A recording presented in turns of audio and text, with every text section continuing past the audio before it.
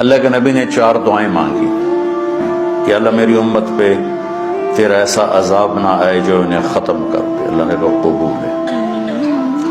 کہ اللہ ان پر کوئی زمینی ایسا عذاب نہ آئے جو انہیں ختم کر دے. اللہ نے فرمایا قبول ہے. کہ اللہ ان پر کوئی دشمن ایسا نہ آئے جو انہیں مٹا دے. اللہ نے فرمایا قبول ہے. کہ اللہ ان میں آپس میں اختلاف نہ ہو. تو اللہ نے فرمایا نہیں میرے محبوب یہ قبول نہیں, اختلاف ہوگا.